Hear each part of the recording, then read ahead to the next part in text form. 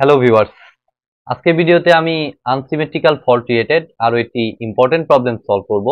তো ভিডিওটি শুরু করার আগে আমি অবশ্যই বলবো, যারা আমার চ্যানেলে একদম নতুন তারা আমার প্লে লিস্ট থেকে আম, এই আনসিমেট্রিক্যাল ফল্টের উপর আগের বেসিক ভিডিওগুলো, বিশেষ করে আনসিমেট্রিক্যাল ফল্টের ভিতরে আবার line to line fault related একটি মানে বিস্তর একটি ক্লাস আছে। সেই ক্লাসটা কিন্তু অবশ্যই লাগবে আমাদের আজকের প্রবলেমটা অ্যানালাইসিস করতে, কারণ এখানে কোশ্চেনে দেখুন বলে দিয়েছে এল ফল্ট অকার, এই যে L fault is occurred between phase B and phase C. তো ফাইন্ড দ্য ফল্ট কাইন্ড, তো এটা NWPCL 2019 সালে এসেছিল। তো আমাদের এখানে ওই জিনিসটা লাগবে। তো আমরা যদি একটু ওই বেসিক থেকে, আমার তো আর ওইটা তো বিশাল একটা ক্লাস ছিল, প্রায় 30 থেকে 31 মিনিটের ক্লাস ছিল, ওইটা তো আর পুরোপুরি এক্সপ্লেন করা সম্ভব না, কারণ আজকে আমি এটার প্রবলেমটা সলভ করবো, ওইটার অ্যাপ্লিকেশন। তো আমি ওইটার মাধ্যমে আমরা যে ইকুইভ্যালেন্ট সার্কিটটা পেয়েছিলাম সেটা আমার পক্ষে দেখানো সম্ভব।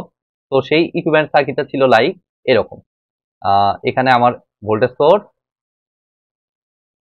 দেন হচ্ছে আমাদের এদিক দিয়ে আমাদের এই যে ইম্পিডেন্সটা, এটা হচ্ছে আমাদের Z1 ইম্পিডেন্স, মানে হচ্ছে পজিটিভ সিকোয়েন্স ইম্পিডেন্স। কত দিচ্ছে? J0.1। তো আমি এটাকে J0.1 হিসেবে লিখলাম, এটা পার ইউনিটে।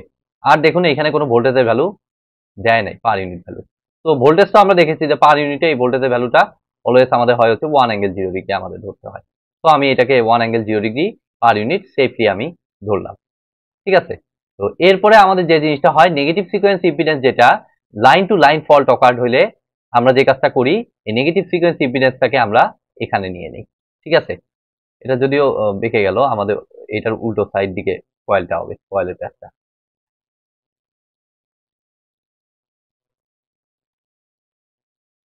ঠিক আছে। নিয়ে জাস্ট আমরা এই দুটোকে কানেক্ট করে দিই। তাহলে আমাদের এটার ভ্যালুটা কত? যে নেগেটিভ সিকোয়েন্স কত হয়েছে? J0.085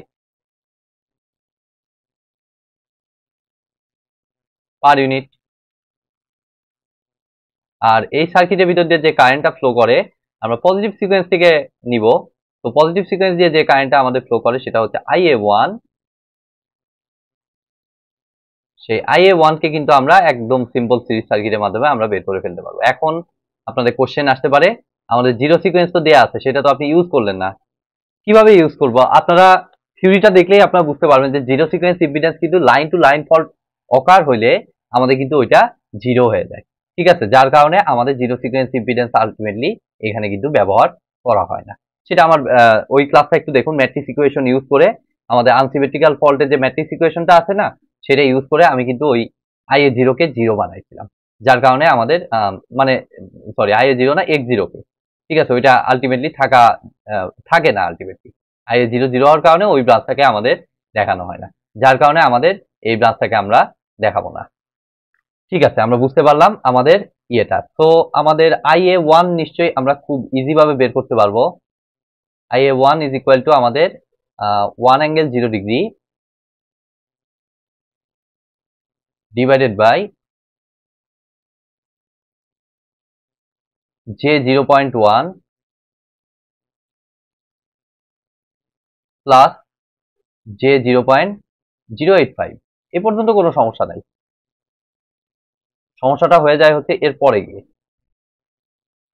ফল্ট কারেন্টটা আমাদের কত হবে। এটা তো আমাদের পজিটিভ সিকোয়েন্স কারেন্টটা পাইলাম। ঠিক আছে।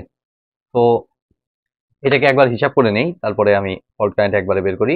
0.1 J plus 0.085 J minus J 200/37,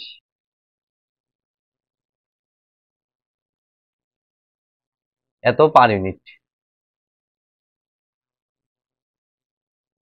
এখন আসুন আমাদের ফল্ট কারেন্ট আমরা কিভাবে বের করি। তো ফল্ট কারেন্ট কিন্তু ওখানে আমি আমার যে বেসিক ক্লাস ছিল সেটাতে কিন্তু আমি ম্যাট্রিক্স ইকুয়েশনের মাধ্যমে কিন্তু দেখিয়েছিলাম। এটা আমাদের আসে হচ্ছে 3 into IA1 divided by A minus A square. ঠিক আছে, এতটাও ইজি না। 3 into IA1 divided by A minus A square. তো আমরা যে কাজটা করব, আমাদের এই যে ভ্যালুটা মাইনাস জে 200/37, এটা হচ্ছে আমাদের IA1 এর ভ্যালু। আমরা বের করতেছি কি? আমাদের IF এর ভ্যালু। তাহলে IF এর ভ্যালু বের করতে ফার্স্টে আমরা কি দেখতে পাচ্ছি, এইটার সাথে আমাদের মাল্টিপ্লাই করতে হবে 3 কে মাল্টিপ্লাই করতে হবে, আর নিচে হচ্ছে a মাইনাস a স্কয়ার। তো a হচ্ছে আমাদের কত, 1 angle 120 degree minus a square আমরা জানি কত, 1 অ্যাঙ্গেল মাইনাস 120 ডিগ্রি। ঠিক আছে, তো এই ইকুয়েশনটা কিন্তু আমাদের লাগছে। তাইলে দেখুন আমরা যদি ফাইনালি এখন আমরা হিসাব করি, তাইলে আমাদের আসতেছে কত। আর এই ধরনের ইকুয়েশন গুলো আপনার তখনই মাথায় থাকবে, সবসময় কিন্তু এগুলো মনে থাকবে না। আপনি যদি ডিরাইভেশন না করেন, আমি 100তে 100% গ্যারান্টি দিতেছি, আপনি একবার পড়বেন, পরের দিনই ভুলে যাবেন, বা পরীক্ষার আগেও দেখা যাচ্ছে দেখে দেখে যাবেন, কিন্তু পরীক্ষা হলে যায় আর মনে পড়বে না। আর ডিরাইভেশন জানা থাকলে যদি ভুলেও যান, তাও কিন্তু আপনি ডিরাইভ করে এই ইকুয়েশন বের করে নিতে পারবেন। ঠিক আছে, তো এটা প্র্যাকটিসটা অনেক বেশি ইম্পর্টেন্ট, আমাদের ডিরাইভেশন প্র্যাকটিস করাটা। ঠিক আছে, তো দেখুন আমাদের আমরা এখন জাস্ট হিসাব করি, এত into 3 divided by 1 angle 120 minus 1 angle minus 120, তাহলে আমাদের দেখুন মাইনাস মাইনাস আসতেছে। ওকে, মাইনাস আসুক, সমস্যা নাই। Minus 3.9.3624 ampere. অ্যাম্পিয়ার না তো, সরি, অনেক বড় মিস্টেক, অনেক অনেক অনেক বিশাল একটা মিস্টেক, কারণ এগুলো সব কিন্তু আমাদের পার ইউনিটে নেওয়া। তো আমাদের এটা অ্যাকচুয়ালি আসবে হচ্ছে পার ইউনিটে। এখন আপনার ফল্ট কারেন্ট বললে সাধারণত আমরা বের করি হচ্ছে অ্যাম্পিয়ার, বাট আপনি একটু ভালো মতো দেখুন যে এইখানে ভ্যালু দেওয়া আছে পার ইউনিটে। আপনার কি এখানে এই কি বলে এটা, থ্রি ফেজ সিস্টেম, আচ্ছা থ্রি ফেজ সিস্টেম জেনারেটর হতে পারে, তো সেটার KVA value, voltage value, KVR voltage দেওয়া থাকলে না হয় আমরা কারেন্ট, কেভিআর ভোল্টেজ দেওয়া থাকলে আমাদের এনাফ ছিল আমাদের ইয়াটা বের করা, ওইটার নাম কি, কেভিআর ভোল্টেজ দেওয়া থাকলে আমাদের এনাফ ছিল আমাদের বেস ভ্যালুটা, কারেন্টের বেস ভ্যালুটা বের করা। আর বেস ভ্যালু দেওয়া থাকলে আমরা জানি পার ইউনিট ভ্যালুর সাথে আমাদের বেস ভ্যালুটাকে মাল্টিপ্লাই করলে আমরা কিন্তু অ্যাকচুয়াল ভ্যালুটা, ফল্ট কারেন্টের অ্যাকচুয়াল ভ্যালুটা আমরা পাই। যদি এখানে উল্লেখ থাকতো ওই রেটিং, কেভিএ ভ্যালু আর হচ্ছে ভোল্টেজ, তাহলে কিন্তু অবভিয়াসলি পার ইউনিটের পরে কিন্তু আমাদের ওই বেস ভ্যালুটা মাল্টিপ্লিকেশনটা হইতো, এবং আই ফেজটা যদি স্টার কানেক্টেড হইতো তাহলে হয়তো আমাদের S divided by root 3 VL ওইটা দিয়েই আমরা করতে পারতাম, যেটা আগের ম্যাথগুলোতেও আপনারা দেখেছেন। তো এখানে যেহেতু নাই, তো আমাদের করার কিছু নাই, এখানে আসলে পার ইউনিটেই আমাদের অ্যান্সারটা লিখে দিতে হবে। ঠিক আছে, তো বেটার আমি বলবো যে এই ম্যাথগুলো করার জন্য এই তিনটাই তো ফল্ট আছে, আনসিমেট্রিক্যাল ফল্টের একদম বেসিক ইয়েটা ইকুয়েশনটা, তারপরে তিন টাইপের ফল্ট আছে, একটা হচ্ছে এল ফল্ট, এলজি ফল্ট, আর হচ্ছে এলএলজি ফল্ট। এই তিনটা ফল্ট কিন্তু অনেক অনেক অনেক বেশি ইম্পর্টেন্ট। ঠিক আছে, এবং এটার ইকুয়েশন গুলো মাথায় রাখতে হলে আপনার এটা ডিরাইভেশন ভালো মতো করা ছাড়া কোনো বিকল্প কোনো ওয়ে আমি দেখতে পাচ্ছি না। তো সেগুলো একটু কাইন্ডলি আপনার আয়ত্ত করে নিন, আমার প্লে লিস্টে কিন্তু প্রত্যেকটাই মানে ভালো মতো ব্যাখ্যা করা আছে।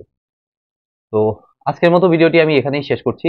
ভিডিওটি যদি ভালো লেগে থাকে অবশ্যই ভিডিওতে একটি লাইক দিবেন, বন্ধুদের সাথে বেশি বেশি শেয়ার করবেন, আর চ্যানেলে নতুন হয়ে থাকলে অবশ্যই চ্যানেলটি সাবস্ক্রাইব করবেন। ধন্যবাদ।